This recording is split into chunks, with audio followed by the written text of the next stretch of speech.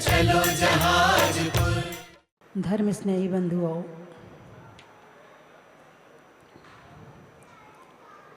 फल, सब्जी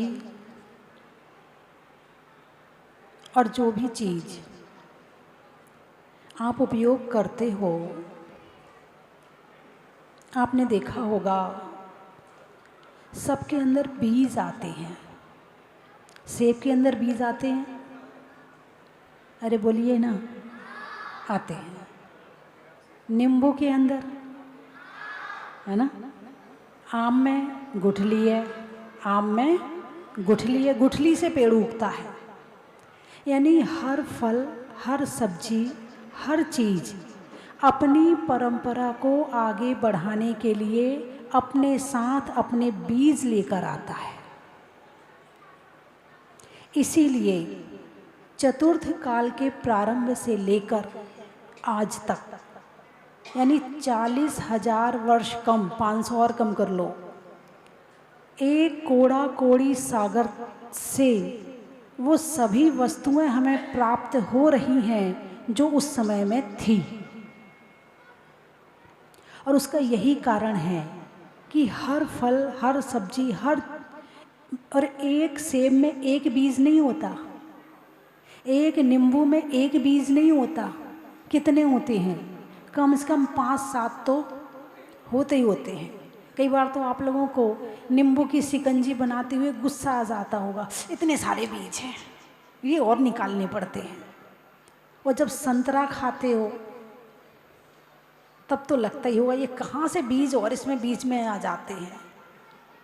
लगता है ना, कई बार लगता है ये बीज हैं इसमें, इतने निकाल के फेंको इनको। हाँ, आप खा नहीं सकते, लेकिन ऐसा नहीं है कि वो उपयोगी नहीं है। उसके बिना आपको अगला फल मिलने वाला नहीं है। इसलिए हर चीज़ के साथ अपना बीज आता ही आता है। जितने पशु हैं, पक्षी हैं, वे भी अपनी परंपरा को आगे बढ़ा रहे हैं। जितने जीव जंतु हैं, सभी अपनी परंपरा को आगे बढ़ा रहे हैं। और कहीं कोई जैसा चतुर्थ काल के प्रारंभ में हो रहा था वैसे ही आज हो रहा है। केवल एक मनुष्य है जिसने अपनी इस परंपरा को बढ़ाने में प्लानिंग करनी शुरू कर दी है। अब वो बिना प्लानिंग के नहीं करता है, लेकिन प्रकृति ये सारे काम बिना प्लानिंग के, आप प्लानिंग नहीं करते, प्रकृति करती है प्लानिंग कि कितने लोग इस धरती पर रहेंगे, कितने लोग, कितने जीव रहेंगे, कितने जंतु रहेंगे, कितने फल रहेंगे, कितने क्या रहेंगे। ये कर्म व्यवस्था, प्रकृति यानी कर्म व्यवस्था है। लेकिन मनुष्य ने शायद थोड़ी बहुत व्यवस्थाएं आजकल अपने हाथ में ले ली हैं और इस व्यवस्था बिगाड़ने का परिणाम भुगत रहा है। बंधुओं, पहले कहते थे घर में 4 बेटे होंगे तो एक देश की सेवा में जाएगा, एक समाज की सेवा में जाएगा, एक मुनि का बनेगा तो धर्म की सेवा में जाएगा, और एक मेरी सेवा करेगा। अब वो होता ही एक है क्या? अब प्लानिंग है, एक से ज़्यादा नहीं करना है। हाँ, हमारे यहाँ क्वालिटी है, हम क्वालिटी मेंटेन करते हैं। अच्छे स्कूल में पढ़ाना है, अच्छा ये करना है, अच्छा वो करना है, इसीलिए, है ना। लेकिन ऐसा नहीं है। चलिए, ये चर्चा अलग है, ये विषय अलग है। फिर भी आजकल सरकार भी इस मामले में बड़ा ध्यान दे रही है, और बोर्ड लगाती है, हम दो हमारे दो, बस इससे ज़्यादा मत करना वरना हम संभाल नहीं पाएंगे। लेकिन हर जीव अपना भाग्य लेकर आता है। ठीक है, चलिए अब इससे हटके कुछ चर्चा करनी है। हर जीव जंतु अपनी परंपरा को बढ़ाने का साधन तो लाते हैं, मगर अपने अंदर गुणों को बढ़ाने का साधन नहीं लाते हैं। एक चिड़िया है, चिड़िया बन के जन्म लेती है, चिड़िया बन के मर जाती है। एक गधा बन के जन्म लेता है, और ऐसा नहीं कि उसने जीवन भर कुछ अच्छा किया हो तो घोड़ा बन जाएगा, नहीं, वो गधा बन के ही मरता है। एक नारकी बन के जन्म लेता है और नारकी बन के ही मृत्यु को प्राप्त हो जाता है। एक देवता बन के ही जन्म लेता है और देवता बन के ही मृत्यु को प्राप्त हो जाता है। लेकिन एक मनुष्य बनकर जन्म लेता है और वो प्रयास और पुरुषार्थ करे तो भगवान बन के निर्वाण को प्राप्त कर सकता है। एक देवता में मनुष्य की संभावना नहीं है, देवता देवता है। एक नारकी में मनुष्य की संभावना नहीं है, नारकी है। एक पशु में पशु की संभावना है लेकिन मनुष्य की संभावना नहीं, वो पशु है। लेकिन एक मनुष्य में चारों संभावनाएं विद्यमान हैं। वो मनुष्य भी बना रह सकता है। वो मनुष्य जब देने वाला होता है तो देवता बन जाता है, जब सेवा करने वाला होता है तो देवता बन जाता है, जब वो निकृष्ट कार्य करता है, बोले ये तो पशु बन गया। पशु कहते हो कि नहीं कहते हो, है ना। इसी तरह से नारकी जब घर में ज़्यादा कलेश करे, ज़्यादा लड़ाई करे, ज़्यादा झगड़ा करे, बोले इसने तो घर को नरक बना दिया, कहते हो ना। एक मनुष्य में नारकी की संभावना भी है, एक मनुष्य में पशु की संभावना भी है, देवता की संभावना भी है, और साधना करे तो भगवान की संभावना भी है।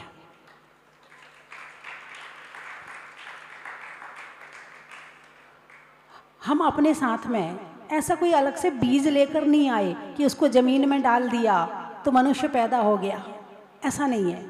लेकिन बीज फिर भी ये परंपरा बढ़ रही है। आप विद्वान हैं, कौन है आप?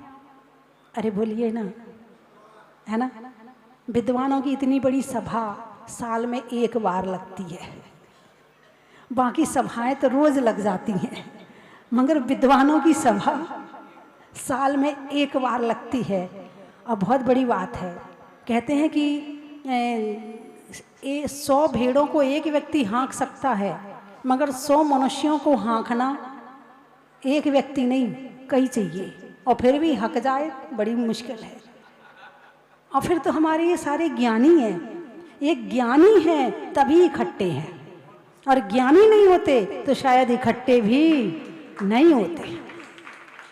विद्वान हैं, आप समझते हैं, संगठन की कीमत समझते हैं, संगठन की क्वालिटी समझते हैं, संगठन का उपयोग समझते हैं, तभी आप संगठित रहने की भावना रखते हैं। और जो संगठन में रहता है उसे सुरक्षा, सहयोग, उत्थान, विकास और आगे बढ़ने की अनेक संभावनाएं प्राप्त होती हैं। और जो एकाकी जीवन जीता है वो जहाँ रहता है वो वहीं रह जाता है।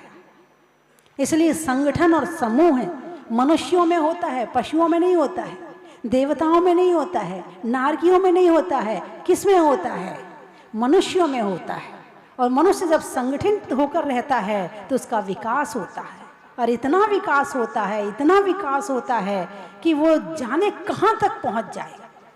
हालांकि आपकी ऊंचाई तो एक उम्र तक बढ़ती है ना, एक उम्र तक 16 साल, बस। इससे ज़्यादा आप जो हाइट है आपकी उससे ज़्यादा नहीं जा सकते हो।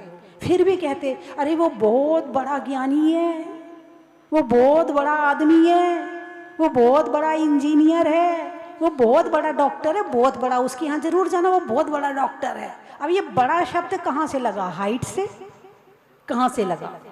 उसके साथ ये बड़ा शब्द कहाँ से लगा?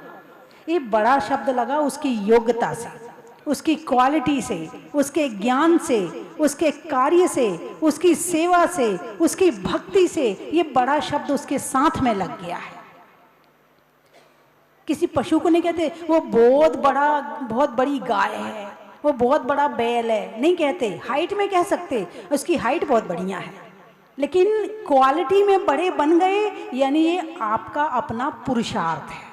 आपने आके कुछ किया है जो आपके साथ में ये बड़ा शब्द लग गया है, वरना ये बड़ा शब्द सबके साथ में नहीं लगता है। और इस बड़ा शब्द को लगवाने के लिए इंसान कितनी मेहनत करता है, आप तो कुछ भी मेहनत नहीं करते हो।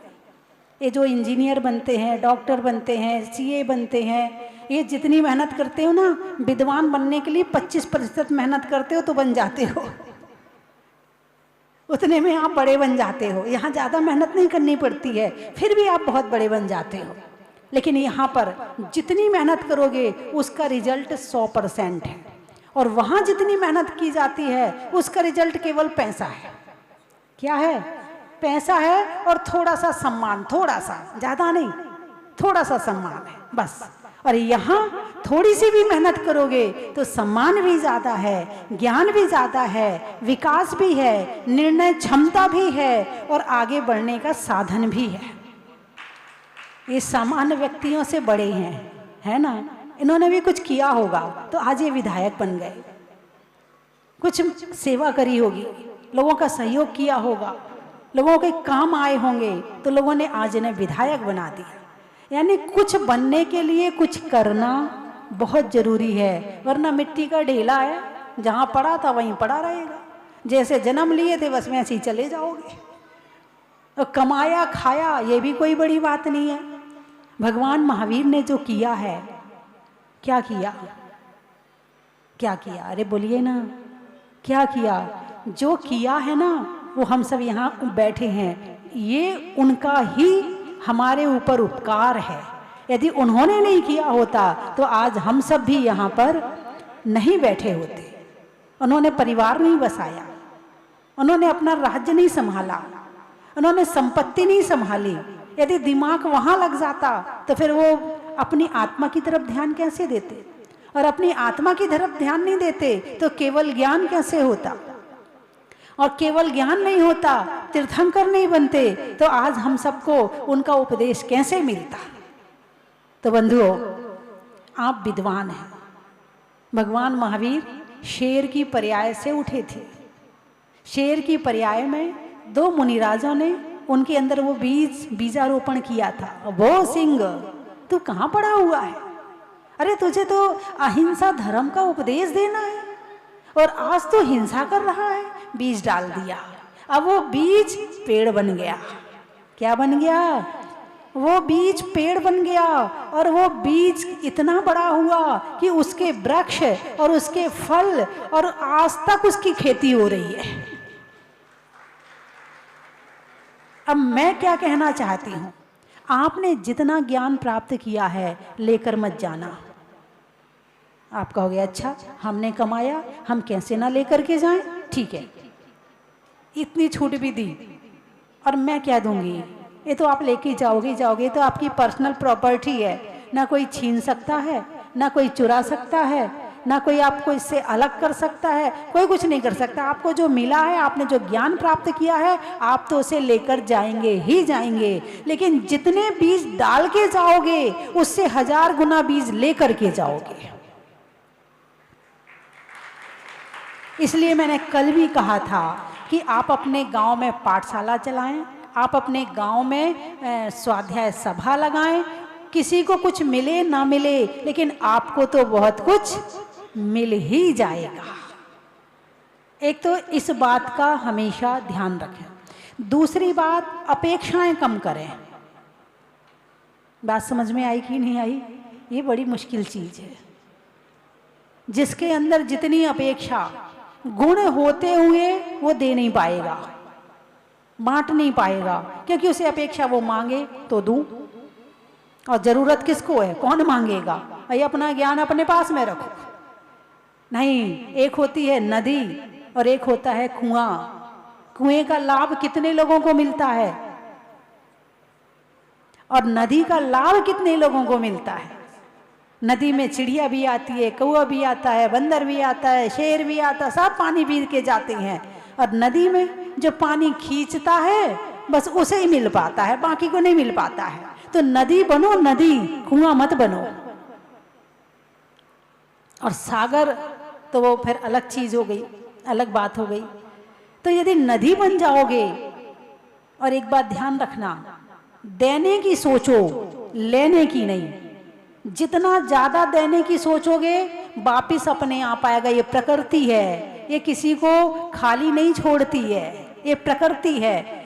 अपने हाथ में सारी व्यवस्था मत रखो, कुछ व्यवस्था प्रकृति के हाथ में भी छोड़ दो कि मैं जितना दूंगा उतना आएगा। ये भी मत सोचो, आने का दरवाजा मत सोचो, तुम तो देने का दरवाजा खुला कर दो, आने का दरवाजा अपने आप खुल जाएगा। जितना बड़ा दिल होगा आपके दिल में जितना ज़्यादा आ जाएगा, ये समझना कि आप उतना दे पाएंगे। और सरलता, सहजता रखें अपने जीवन में, ताकि हम कुछ दे पाएं, क्योंकि सरलता सहजता नहीं होगी तो नहीं दे पाएंगे। सरलता होना बहुत जरूरी है। जो सरल होता है वो तरल होता है, जो तरल होता है वो बहता हुआ होता है, जो बहता हुआ होता है वो शुद्ध होता है। एक बार फिर बोल दूं, जो सरल होता है वो तरल होता है, जो तरल होता है वो बहता हुआ होता है, और जो बहता हुआ होता है वो शुद्ध होता है। सरल होने में सारे फायदे ही फायदे हैं। ठीक है, कुछ लोग कहते हैं बोले माता जी लोग खा जाएंगे। आजकल सरल आदमी का काम नहीं है, सीधे आदमी का काम नहीं है, चालाक बनना पड़ता है। चालाक मत बनो, होशियार बनो। क्या? चालाक मत बनो। आज अपनी चालाकी से तुम कुछ कर सकते हो, मगर वो उल्टा पड़ेगा। लेकिन होशियारी से करोगे तो आज भी अच्छा मिलेगा, कल भी अच्छा मिलेगा, और हमेशा अच्छा मिलेगा। संदेश तो बहुत सारे देने हैं। कल भी मैंने कहा था कि विद्वान का भोजन, विद्वान के वस्त्र, विद्वान की वाणी, तीनों हर व्यक्ति पर प्रभाव डालती है।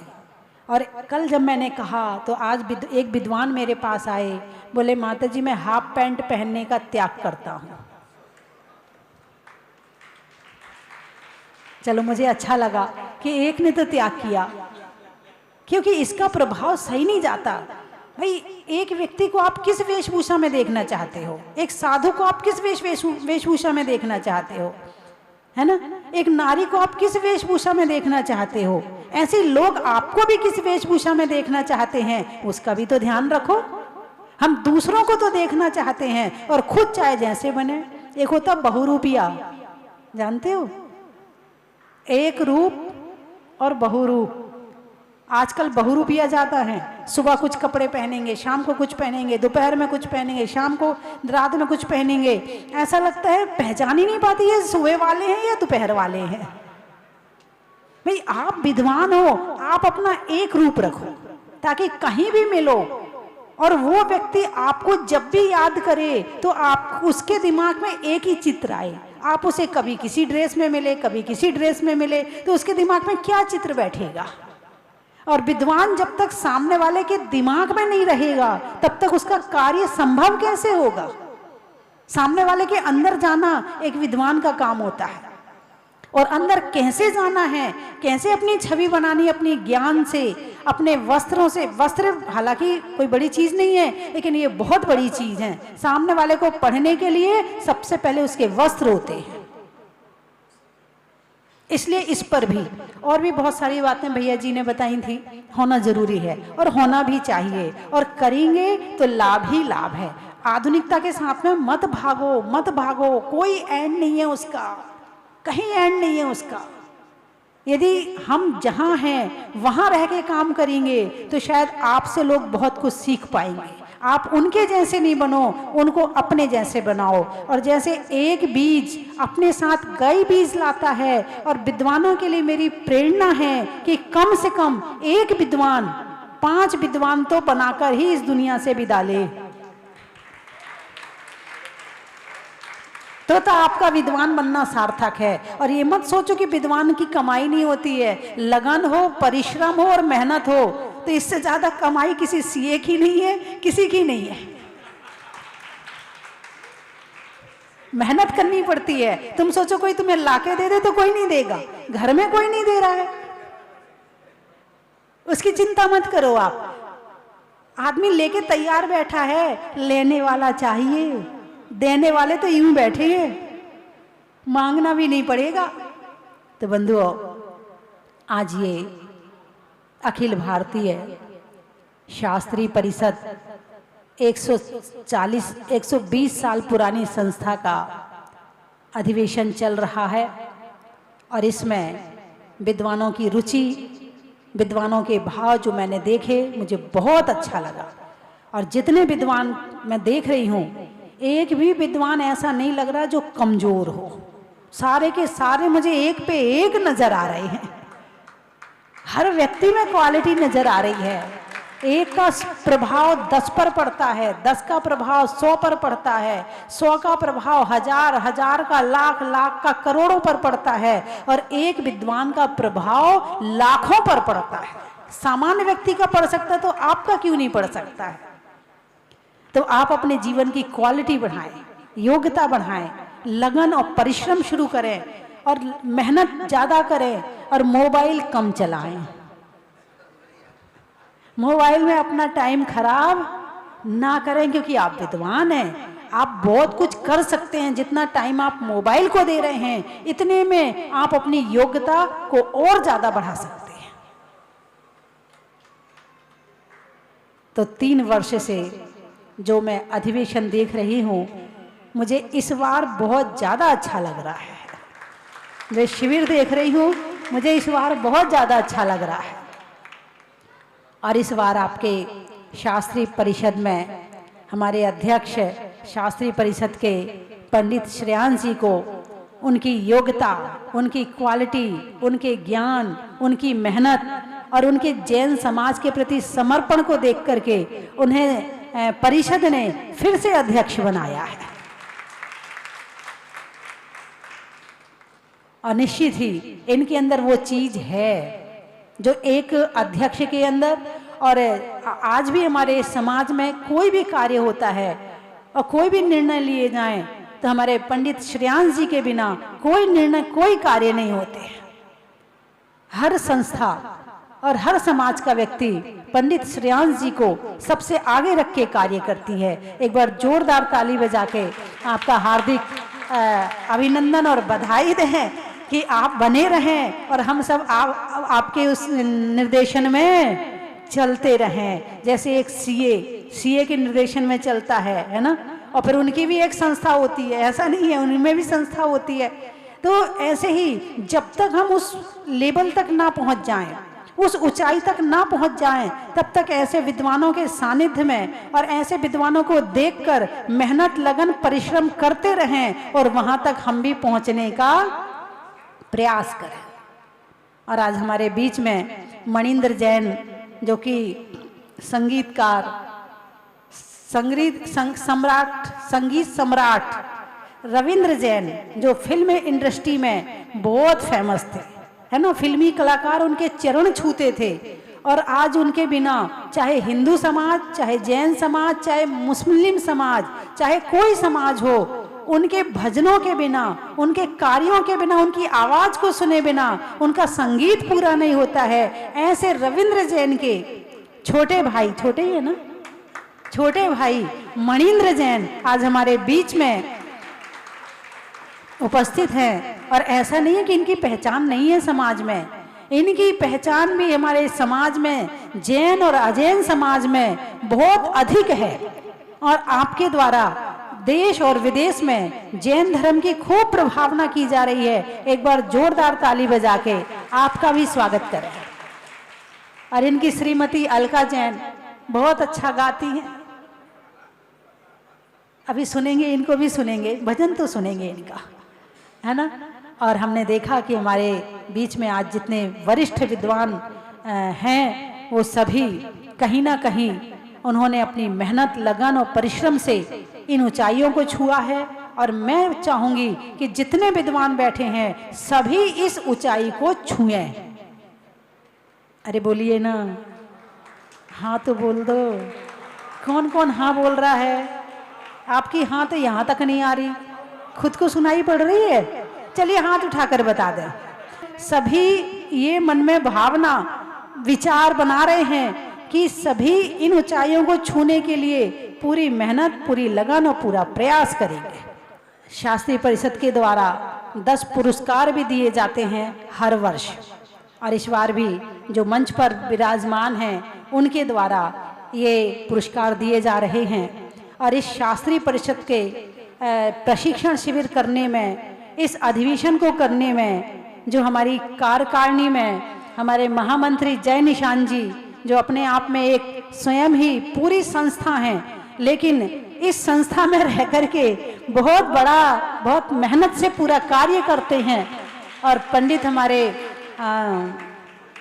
विनोद जी शास्त्री प्रतिष्ठाचार्य, आपकी भी बहुत लगन और बहुत मेहनत है, और दोनों भाई हैं राम लक्ष्मण जैसे, है ना। और हमारे इस संस्था में ब्रह्मचारी जी भी हैं, बहुत सारे पंडित जी तो हैं ही हैं, ब्रह्मचारी जी भी हैं, व्रती भी हैं, त्यागी भी हैं, और इसमें से निकल के अनेक मुनिराज भी बने हैं। ये ऐसी संस्था है। और हमारे केशवराय पाटन, जहां मैं 28 अप्रैल से विराजमान हूँ, अप्रैल, मई, जून और जुलाई भी हो सकता मैं रहूंगी, तो चतुर्मास तो मेरा हो ही गया। अप्रैल मई जून और जुलाई चतुर्मास तो हो ही गया मेरा।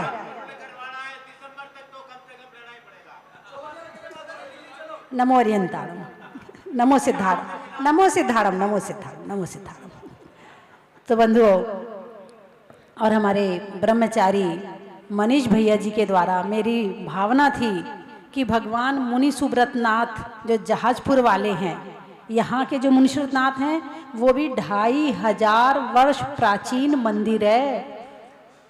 2500 वर्ष प्राचीन, 2500 बहुत होता है। अभी जब मंदिर को ठंडा किया जा रहा है, तो मंदिर में हल्की सी चोट लगती है, भुर भुर भुर भुर भुर भुर भुर करके गिर जाता है।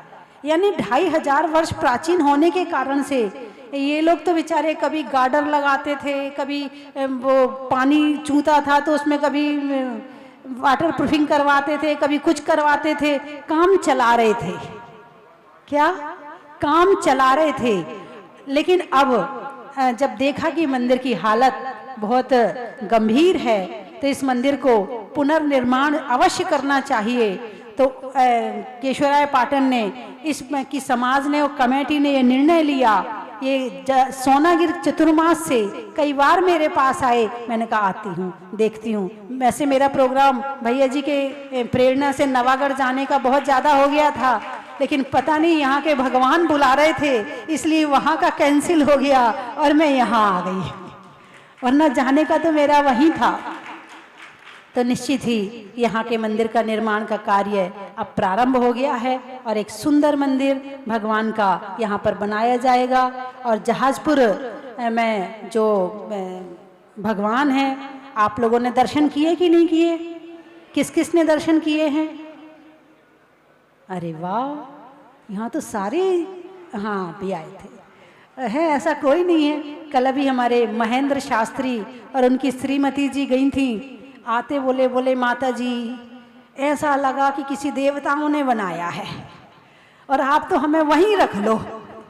यानी वहाँ से लौटने का मन नहीं करता, इतना आनंद आता है। एक खुला स्थान भी है, बड़ा स्थान भी है थोड़ा सा, और भगवान का अतिशय भी है, बहुत सारी चीज़ें हैं। और प्रतिमा अत्यंत, वहाँ की भी अत्यंत प्राचीन प्रतिमा है ना। चंबल, यहाँ तो एक सबसे अच्छा, चंबल के यहाँ खड़े हो जाओ नदी के किनारे, ऐसा लगता है कि बस यहाँ पता नहीं हमारे आचार्य कुन कुन स्वामी, उन्होंने निर्वाण कांड में इसका उल्लेख किया है। आशा रम्मी पट्टणी मुनि सुवयो तय वन्नामी तहेव वन्नामी, क्या है लाइन आई? अभी जो निर्वाण कांड चलता है उसमें केवल हिंदी जो किया, वो केवल उन्होंने जितने जितने सिद्ध क्षेत्र थे उनका हिंदी कर दिया। हमारे आचार्य कुंद स्वामी ने यदि अतिशय क्षेत्रों का वर्णन किया था, तो जो हिंदी करने वाले हैं उन्होंने इसको क्यों छोड़ा? आचार्य कुंद स्वामी की कृति को अधूरा क्यों किया? मैं बनाऊंगी निर्वाण कांड, नया निर्वाण कांड बनाऊंगी, और उसमें मतलब हिंदी करूंगी, और उसमें यहाँ का वर्णन जरूर करूंगी। जब आचार्य कुंद स्वामी ने यहाँ का वर्णन किया है, तो कम से कम उसको छोड़ना नहीं चाहिए था। और भी कई आचार्यों का वर्णन मिलता है कि वो यहाँ आए थे, उन्होंने इस प्रतिमा के दर्शन किए थे, इस प्रतिमा की भक्ति करी थी, और जो प्रतिमा की छाप आचार्य कुंद स्वामी के हृदय में पड़ी, तभी उन्होंने कलम चलाई, वरना वो चलाने वाले नहीं थे। ऐसी अतिशयकारी प्रतिमा है। और मैं चाहूंगी कि आज जितने विद्वान आए हैं वो सभी इस प्रतिमा की प्रभावना अवश्य करें। 1 वर्ष केवल यहाँ के मुनीश्वरनाथ भगवान का नाम लें, जयकारा बोलें, और यदि मौका मिले तो प्रवचन में, अपने 10 दिन के प्रवचन में कभी भी एक बार प्रवचन में 1 बार यहाँ का वर्णन जरूर करें, तो आपका यहाँ आना सार्थक हो जाएगा। और केशवराय पाटन वालों का अधिवेशन कराना सार्थक हो जाएगा, है ना। अधिवेशन जब करवाया है तो कुछ तो हमें भी करना चाहिए। यदि इनने कुछ किया है तो हमें भी, अरे बोलिए ना, और ज्यादा नहीं तो अगले अधिवेशन तक, ज्यादा की बात नहीं करूंगी, फिर अगला अधिवेशन जहां होगा फिर वहां के भगवान की प्रभावना करेंगे। हो सकता है यही हो जाए, क्या कह सकते हैं, है ना। फिर 1 वर्ष करेंगे तो सभी विद्वान 1 वर्ष तक यहाँ का जयकारा अवश्य बोलेंगे। ऐसा हो सकता है क्या? कौन कौन कर सकता है, हाथ उठाकर बताओ। 1 वर्ष तक केशवराय पाटन के अतिशयकारी मुनीश्वरनाथ भगवान की जय, और 1 बार यहाँ का वर्णन करना। यदि जहाजपुर 5 वर्ष में बना है तो मैं चाहूंगी कि ये यहाँ 18 महीने में बन जाए। जहाजपुर के मुनि सुब्रतनाथ भगवान का मेरा भाव था कि ग्रंथ निकले, मेरा भाव था। हालांकि कई बार कहते थे, बोले माता जी आपका अभिनंदन ग्रंथ, मैंने कहा मेरा नहीं निकलवाना। कई बार पंडित जी ने कहा, मैंने कहा मेरा अभिनंदन ग्रंथ मुझे नहीं निकलवाना। बोले अच्छा ऐसा करो कि भगवान मुनीश्वरनाथ भगवान को आपके आगे रख देते हैं, फिर आपका थोड़ा डाल देंगे। मैंने कहा वो तो चल जाएगा मगर होगा भगवान का। तो भगवान मुनीश्वरनाथ जहाजपुर का जो अभिनंदन ग्रंथ निकला है उसमें एक संपादक समिति बनाई गई, जो हमारे यहाँ पर बैठे हैं पंडित श्रेयांश जी, जय निशान जी, विनोद जी, और हमारे कोषाध्यक्ष, और भी कई संपादक मंडल था पूरा, और उसमें अनुपम जी थे, डॉक्टर सुरेंद्र भारती भी थे उस वाले, उसमें वो भी आए थे, है ना। हाँ, नलिन जी थे शायद, अनिल भैया थे। तो अभी आज अचानक ग्रंथ अभी छप के आ गया है, और आज यहाँ पर अधिवेशन था तो इसीलिए आज जल्दी ही इसके विमोचन का प्रोग्राम रख लिया, इसलिए सबको नहीं बुला पाए हैं, लेकिन निश्चित ही एक बार सबको बुलाएंगे और सबका यहाँ पर सम्मान आदि भी किया जाएगा। और इस ग्रंथ को बनाने में यदि अहम भूमिका, बड़ी भूमिका यदि किसी ने निभाई है तो हमारे ब्रह्मचारी मनीष भैया जी ने। एक बार जोरदार ताली बजा के, बहुत बहुत मेहनत करी है, और इनके अंदर इनकी लेखन शैली, इनकी प्रवचन शैली, इनके अंदर अच्छा ज्ञान भी बहुत अच्छा है। तो बहुत आपकी मेहनत से ये ग्रंथ तैयार हुआ है। बाकी सभी हमारे संपादक मंडल के उसमें निर्देशन में ये ग्रंथ तैयार हुआ है। अभी इसका विमोचन भी होगा, है ना। और एक बार यहाँ के कमेटी के लिए जोरदार ताली बजाएं। सबको जय जिनेन्द्र। बोले 1008 से मुनीश्वरनाथ भगवान की जय। ये मेरा दूसरी बार जहाजपुर में विजिट है, और दोनों बार मुझे शांति धारा करने का सौभाग्य प्राप्त हुआ, और कल रात को आरती का भी सौभाग्य प्राप्त हुआ। और यहाँ पे जितनी भी बार मैं आता हूँ, अगली बार मन यही होता है कि यहाँ दूसरी बार आना है, क्योंकि भगवान की प्रतिमा देखकर एक अलग ही शांति और सुख का अनुभव होता है। पहले भी माताजी स्वस्ति भूषण माताजी के साथ पहले जहाजपुर में जब ये मंदिर पूरा नहीं बना था, निर्माण नहीं हुआ था, उससे पहले आई थी, तब भी हमको ये सौभाग्य मिला। और आज फिर आशीर्वाद से, मुनि सुब्रत भगवान के आशीर्वाद से, स्वस्ति भूषण माताजी के आशीर्वाद से फिर हमारे परिवार को ये सौभाग्य प्राप्त हुआ। और जिनवाणी का जो बहुत अच्छा भैया ने बताया कि जिनवाणी बच्चों के लिए, मैं सभी से कहना चाहूँ कि जिनवाणी माता हमारे बच्चों के लिए, जो परिवार के लिए, ज्ञान के लिए हमें जिनवाणी जरूर भेंट करनी चाहिए। और एक अच्छा इन्होंने प्रोजेक्ट यहाँ तैयार बनाया। चलो स्वस्ति धाम, चलो स्वस्ति धाम, आओ स्वस्ति धाम, चलो स्वस्ति धाम, चलो स्वस्ति धाम, चलो स्वस्ति धाम, आओ स्वस्ति धाम, चलो स्वस्ति धाम। स्वस्ति धाम मुझे जाना है, मन में है ये धारणा। स्वस्ति धाम मुझे जाना है, मन में है ये धारणा। गुलशन की थाल को सजाओ रे आज, रत्नों की थाल को भर लाओ रे आज। आओ आओ करे रे गुणगान आरती भगवन की, आओ आओ करे गुणगान आरती भगवन की। आओ आओ करे रे गुणगान आरती भगवन की।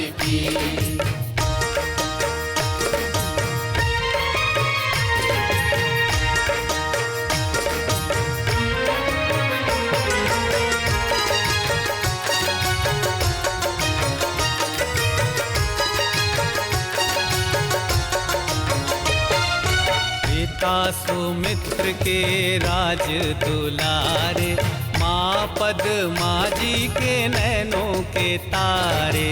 पिता सुमित्र के राज दुलारे, माँ पद्मा जी के नैनों के तारे। राजस्थान की धर्मस्थली केशव राय पाटन जिला बूंदी में भारत गौरव स्वस्ति धाम जहाजपुर तीर्थ प्रणेत्री परम विदुषी लेखिका गणनी आर्यका 105 श्री स्वस्ति भूषण माता जी के परम निर्देशन में निर्माणाधीन 2500 वर्ष प्राचीन श्री मुनि सुव्रतनाथ दिगंबर जैन अतिशय क्षेत्र का जीर्णोद्धार, जिसमें प्राचीनता और नवीनीकरण का अद्भुत मेल माता जी की प्रेरणा से आप सभी को देखने को मिलेगा।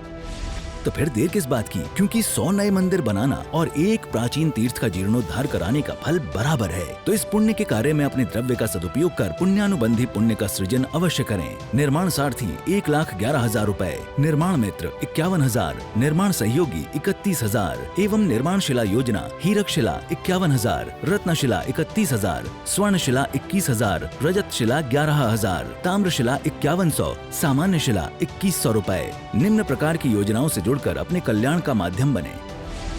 दान देने हेतु खाता विवरण निम्नवत है। अधिक जानकारी हेतु संपर्क करें 8306423108 और 9351996323।